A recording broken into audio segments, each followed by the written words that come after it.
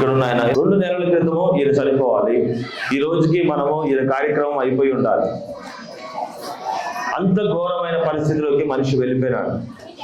ఆ అబ్బాయిని చూడండి, అబ్బాయి నడుస్తున్న విధానం మీకు అర్థమవుతుందా? ఒకసారి నీ కాలు చూపించినాను. అబ్బాయి కాలు సరిగా ఉండదు, చెయ్యి కూడా చూడండి.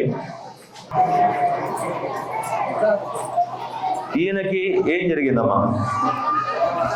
ఒకసారి తిరుపతిలో ఉండగా ఒక ప్రమాదాన్ని తప్పించిండు.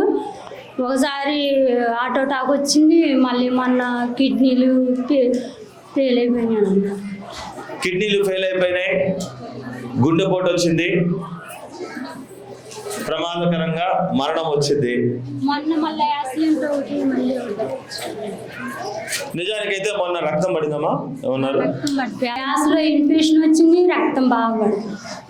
2 కిడ్నీలు పోయినాయి, యూరిన్ లో ఇన్ఫెక్షన్ వచ్చేసింది, కిడ్నీలు పనిచేయట్లేదు, ఆల్రెడీ హార్ట్ ప్రాబ్లం ఉంది, హార్ట్ స్ట్రోక్ వచ్చింది, కానీ ఆపరేషన్ దాకా వెళ్ళలేదు, బ్లడ్ పడతా ఉంది, యూరిన్ వెళ్తా ఉంటే మనిషి చనిపోతారని డాక్టర్లు కన్ఫర్మ్ చేశారు. అయ్యి అవునా? అదే వ్యక్తి ఈరోజు దేవుని సువార్త చెప్పడానికి పోస్టర్లు పట్టుకొని 2 నెలలు అవుతుంది, ఇక్కడే ఉన్నాడు. అవునా? చూపించండి, గట్టిగా దేవుని సువార్త. మనిషి మన ముందే ఉన్నాడు కదా, లేడా? ఉన్నాడా లేడా? బ్రతికే ఉన్నాడుగా. అయ్యా ఆపరేషన్ అయిందా మీకు? ఎందుకు, ఎలా మరి బాగుపడింది?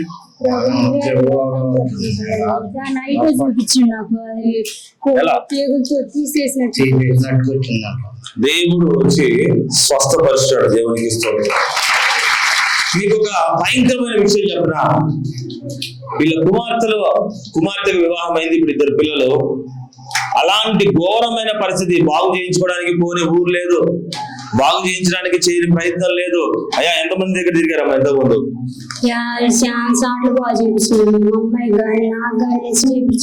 ఎక్కడ తిరిగినా దొరకకపోతే బాగు చేయించడం అంటే ఏంటి? అంటే ఏమేం చేసేవాళ్ళు? ఇవన్నీ చేశారు. పసుపు బొంకాలన్నీ ఇట్లా బాజీ అన్ని చేశారు. ఏమేం చేసేవాళ్ళయ్యా?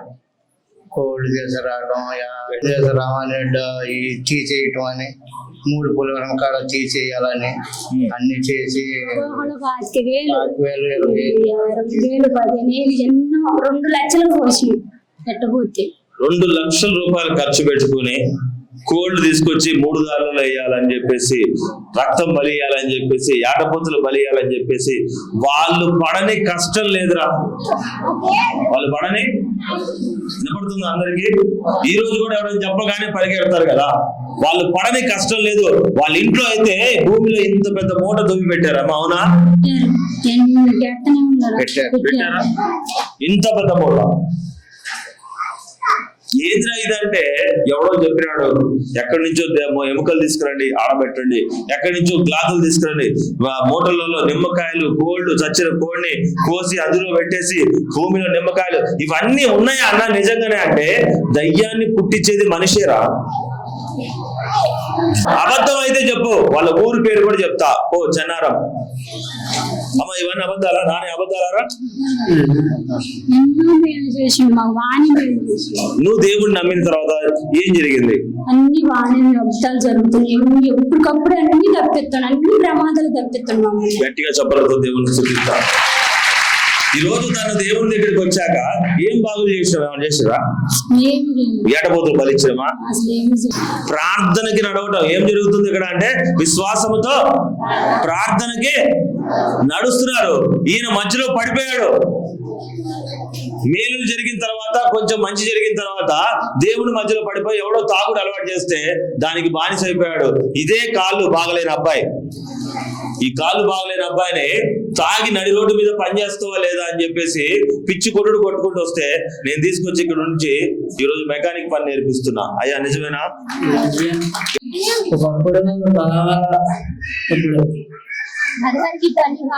తిరుగుతుంటే అన్నయ్య ఛాన్స్ అని చెప్పి మేము వినిపించుకోవాలా, తర్వాత మళ్ళీ తెలుసుకుని అన్నయ్య అమ్మ పంపించాక ఈ మెకానిక్ పని నేర్పిస్తుంది.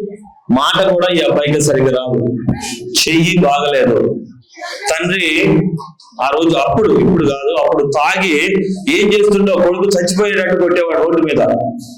వచ్చి ఏపీ మోటార్స్ లో ఈ రోజు వాడు సంవత్సరం నుంచి ఇక్కడే మన మందిరంలో ఉంటూ మన దగ్గర తింటూ, అమ్మ ఎన్ని డబ్బులు తీసుకుంటారు నీ దగ్గర? డబ్బులు ఏమైనా ఇస్తున్నావా? నెల భోజనాలకి ఏమైనా ఇస్తున్నావా? ఆ పిల్లాడిని ఈ రోజు ఏపీ మోటార్స్ లో కార్లు మెకానిక్ నేర్చుకుంటా ఉన్నాడు. అవునా? గట్టిగా దేవుడు స్తుతిద్దాం. పరిచర్య అంటే మీ అందరూ చూడండి, టీవీలలో అన్నాలు పెట్టినట్టు, టీవీలలో భోజనాలు పెట్టినట్టు, టీవీలలో ముసలి కౌగులించుకున్నట్టు, లేదంటే ఎవడో రోడ్డు మీద ఉంటే వాడికి దుప్పట్లు కప్పినట్టు అవి చూపించుకుంటేనే నిజమైన వాళ్ళు, వీళ్ళు నిజమైన పరిచయం చేస్తున్నారంటే ఆ నటించడం నాకు చేత కాదు. నీ ప్రేమను ఎవరు చూడాలి? దేవుడు చూడాలి. గట్టిగా దేవుడు చూడాలి. మీద బట్టలు ఉంటాయో లేదో తెలియనంత భయంకరంగా తాగేవాడు. అయ్యా అవునా? ఇంట్లో ఆగమాగం అడిగాడు. అయితే ఆ చెల్లి ఏడ్చింది. కష్టం లేకుండా దేవుడు అన్నిట్లో గెలిపించినప్పుడు మందిరంలోనే ఉంది. కష్టం వచ్చి భర్త లోకంలో పడిపోయి సావాసగాళ్ళు అందరూ కలిసి మనిషిని లోకానికి తీసుకుపోయి తాగుబోతుని చేసి పిచ్చోని చేశారా? వాస్తవానికి పిచ్చోని చేసినారు. పిచ్చోని చేసినా గానీ ఆ అమ్మ ఇక్కడే మొదలుపెట్టింది, అమ్మ నీ కష్టాన్ని దేవుడు చూస్తుండు. అమ్మ అనలేదా?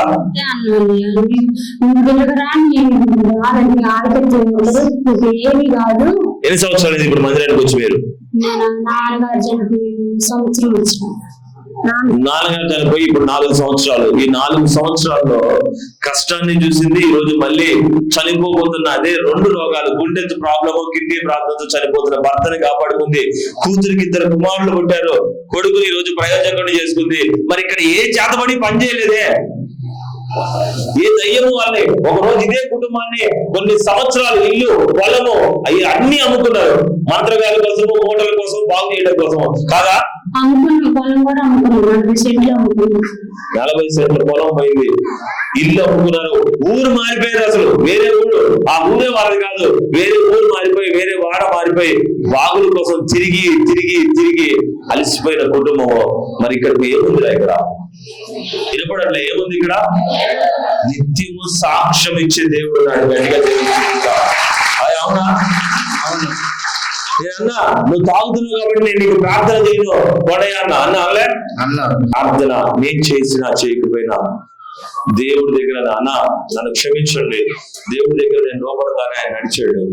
ఈ రోజు స్వస్థపడి దేవుడు మన సన్నిధిలో నిలబెట్టాడు.